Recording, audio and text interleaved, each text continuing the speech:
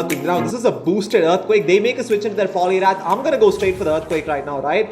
And it one-shots the Poliwrath. That is incredible. I mean, the damage is insane, right? That is like a shadow boost. Slash. Now they make a switch into their Snorlax. I'm going to go straight for the Earthquake right now. Once again, people just do not expect the Earthquake. And that almost one-shots the Snorlax. That's not even boosted. At this point, I switch into my Machamp. I'm going to try and catch the Body Slam here. That takes out the Machamp. We get a little bit ahead on energy, which is really useful. And Confusion is absolutely chunking. But I'm able to get to a payback here. And this will one-shot the Hypno. And then immediately switching into my Sandslash. And they have an Alolan Marowak in the back. And this is game over.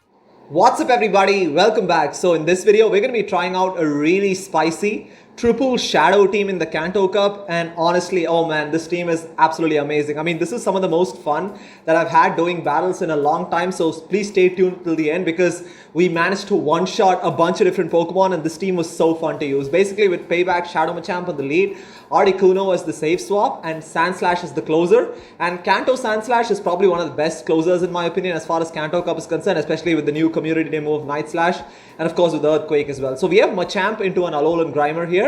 Kind of a neutral matchup this because we're both doing quite a bit of neutral damage to each other. I'm going to go for the cross chop here. It does get the shield. Because it got the shield, I'm not going to shield this because this team does really well, especially when you can preserve shields for endgame, right? I'm going to let this go through. Crunch is resisted, but still takes us out. But this is perfect for me because I can come in with Sandslash and farm down. I'm going to definitely shield this because I need to respect the damage from Crunch. And I'm going to farm all the way down here. We almost at an Earthquake right now, which is fantastic. And they actually come in with Hypno. I'm going to overfarm quite a bit. Luckily, we managed to deny the extra Confusion there. So I'm going to go for the Night Slash here. That just does so much super effective damage.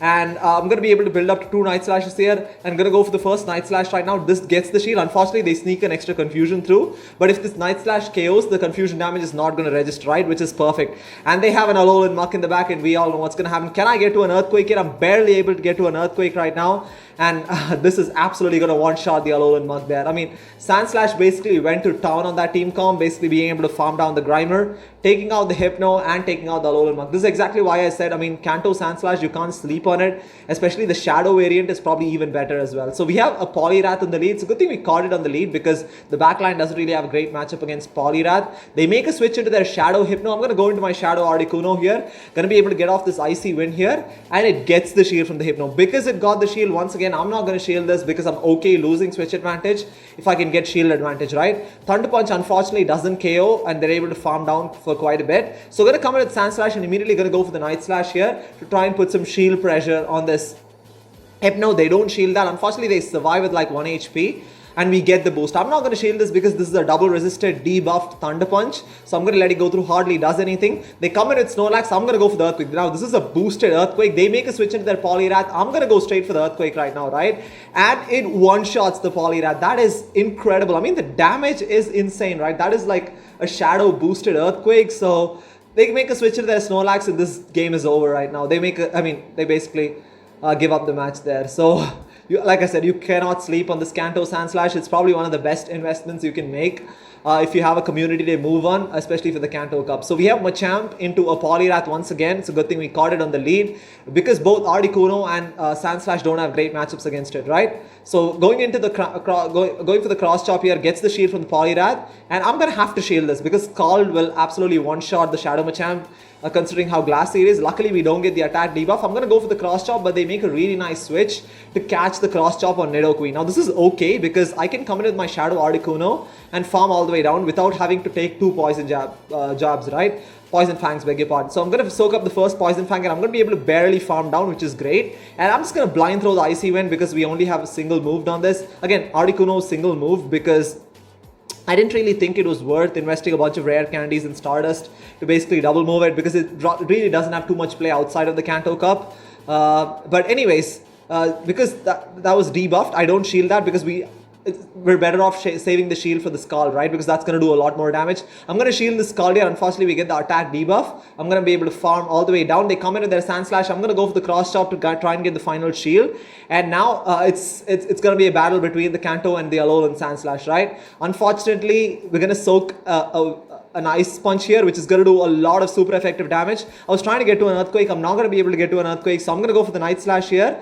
Does a lot of damage. Now it's Mudshot versus Shadow Claw, and we're barely able to take out the Sandslash there. So moving on to the next battle here, we have Machamp into a Hypno, worst case scenario, immediately switching into my Shadow Articuno right now, and they come in with their Poliwrath. Now this is not looking good, but this was way too soon to be a Scald. It's just a Power-Up Punch, which is great, right? Again, if they're running Power-Up Punch, we have a pretty good chance of winning this matchup because those Mud Shots are double resisted and we're able to debuff them as well. So they basically, even if they buff up their attack, they are getting pretty low. And I'm just going to let it go through. They're probably going straight Power-Up Punch right now, which is not really useful for them in this matchup. Like I said, because those Mud Shots are hardly doing anything anyways.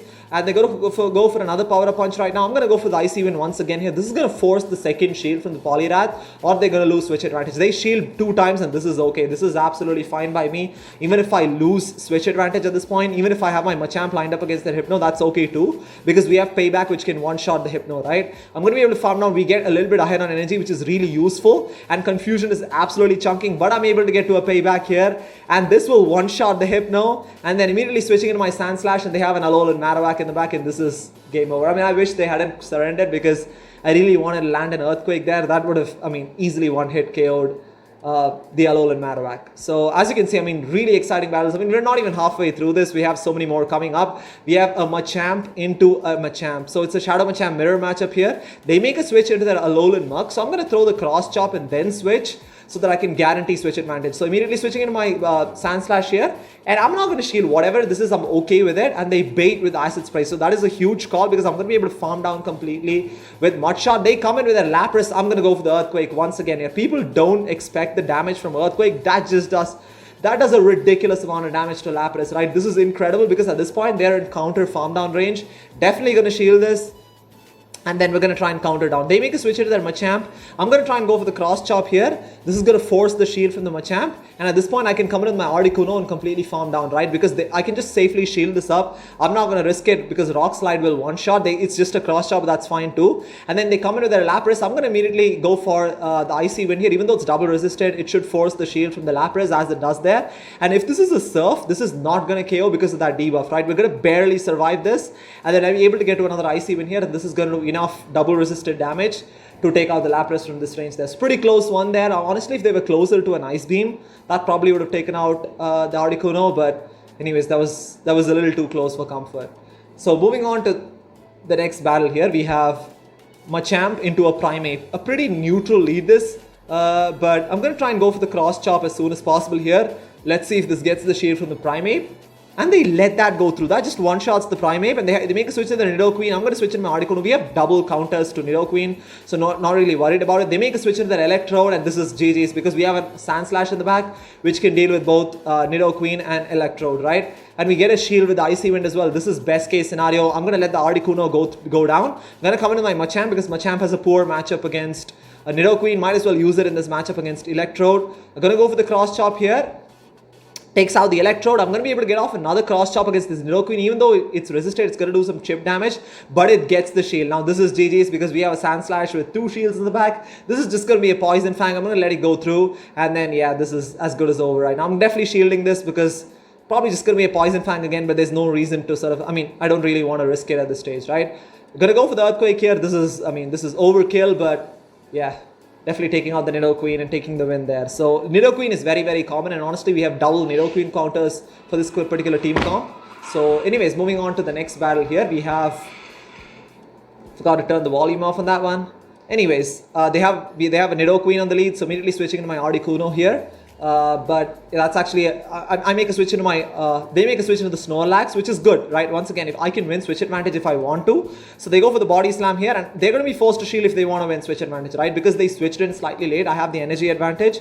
Going to go for the Icy Wind here. And then they come into their Nidoqueen, which is absolutely fine. This is probably going to be a Poison Fang. It's going to take us out. But again, we've won switch advantage, so I can line up my Sandslash against their Nidoqueen. Going to overfarm a little bit. Going to throw the Night Slash before they can get to an Earth Power here. Going to force the shield from the Nidoqueen. And now they make a switch into their Machamp. I'm going to go into my Machamp here.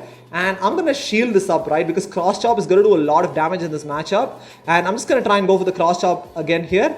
And if they don't shield this, this is going to knock out this Machamp. So they do shield that as well, which is fine. Again, we're doing so much damage with counters, and they decide to throw. It's a good thing they didn't farm down, because if they had farmed down, this would have done... I mean, they would have probably put some pressure on the Sandslash, right? Which is okay as well. So I'm going to go for the Night Slash here against this Machamp. Even though it's resisted, it should still take it out. And they have a Nidoqueen in the back. And we have a shield. I'm going to safely shield this up. And then I'm going to be able to get off this Earthquake here. So again, Earthquake is overkill, but might as well go for it because Night Slash will not KO. And Earthquake is going to take out the Nidoqueen once again there. So, I mean, like I said, you have, even though Machamp doesn't have a great matchup, you have two pretty solid responses in the back, right? You can save swap in one of those. And if you can win switch advantage, especially with Articuno, you can line up the Sandslash against the Nidoqueen. So we have a Dugong on the lead. Very rarely we've had a positive lead. I mean, we've lost most of the leads in these sets of battles. But anyways, we have a lot of lag once again. But luckily I'm able to get to a cross chop here. It's going to do quite a bit of super effective damage. It does get the shield there. And the fact that they are staying in, right? This clearly tells me that they have something else in the back, which is also going to be weak to fighting.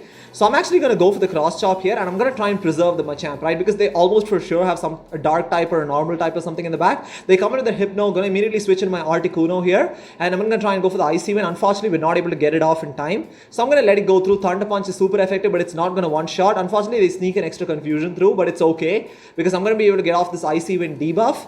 And then, unfortunately, they're going to be able to farm down for a little bit. So I have to come in with Sandslash here, right? I'm going to have to come in with Sandslash and try and go for the Thunder Punch here.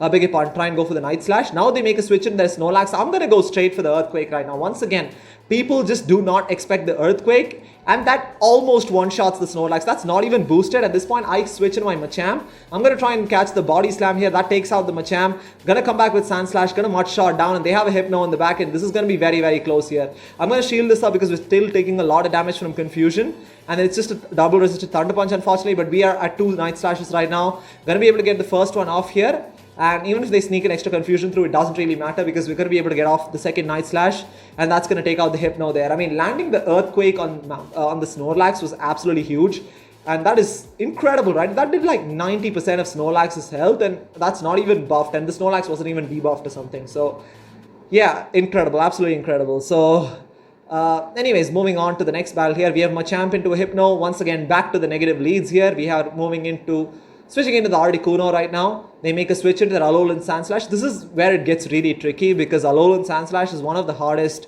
Articuno counters. It probably would have been slightly better if I had Ancient Power because that would do somewhat neutral damage.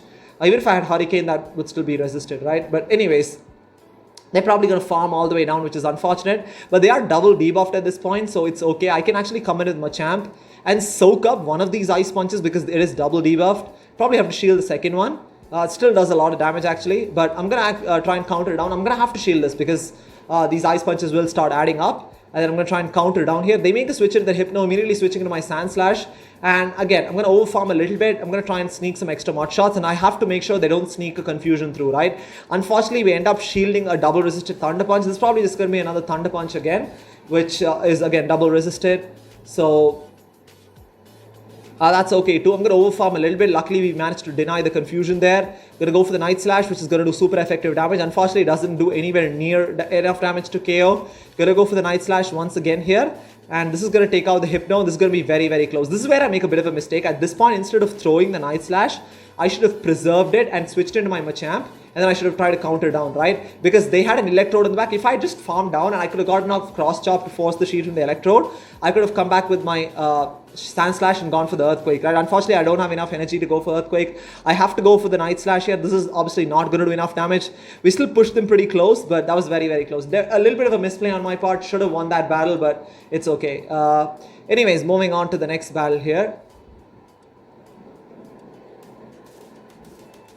We have a Machamp into a Nidoqueen.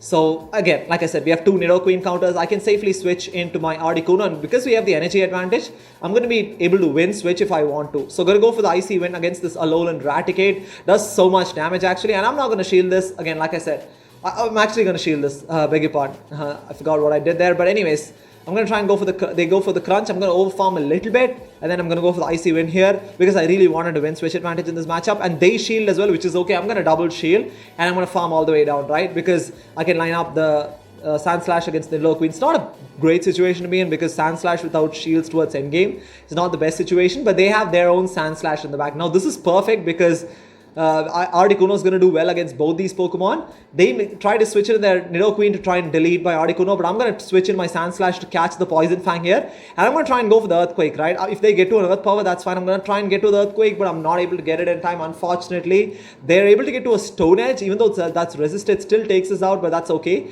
I'm going to have to come in with Machamp here because Articuno has very little health. This is not a great matchup for Machamp, but I'm going to try and go for the Cross Chop and try and do as much damage to this Nidoqueen as possible. Hopefully I can counter down, but they're able to get to a Poison Fang. Now this is not an ideal situation to be in because that's going to do a lot of damage. They come back with their Sandslash. Can I get to a Cross Chop? I'm barely able to get to a Cross Chop here. And this is going to do a lot of neutral damage. And at this point, I'm going to immediately switch in my Articuno and try and get rid of this. We're able to Ice Shard down the Sandslash, and Ice Shard is going to take out the Nidoqueen there. So it's a good thing we switched directly and wasted all that energy because that Sandslash definitely had quite a bit of energy there. So moving on to, I guess, the final battle of this video. We have Machamp into a Sandslash here.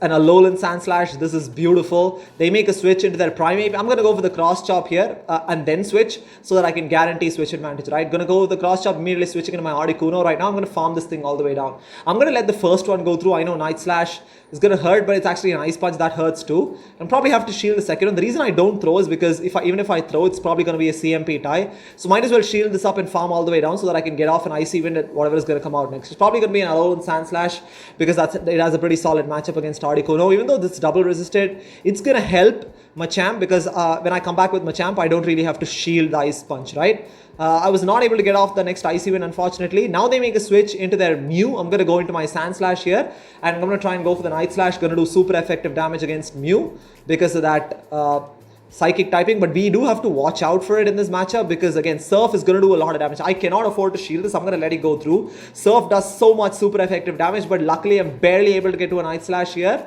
And this will near one-shot the Mew, but it doesn't quite take it out. But this is best case scenario because I can actually, my only win condition here is to counter down this Mew because Alolan Sandslash has a lot of energy, right? They actually go for Wild Charge. I'm able to counter down and I'm going to be able to get to a Cross Chop and that's going to take out the Alolan Sandslash. That's actually very smart play from my opponent because they went for the Wild Charge so that I don't get the farm, but luckily we still had a Cross Chop and that was a good game. So we finished with a 4-in-1 set. Like I said, for the most part, I went positive with this team. It was really, really exciting. It's a team that I would highly recommend you guys trying out as well. It's definitely a lot of fun. So anyways, thank you so much for watching. Do like and subscribe if you like this type of content, and I'll see you next time.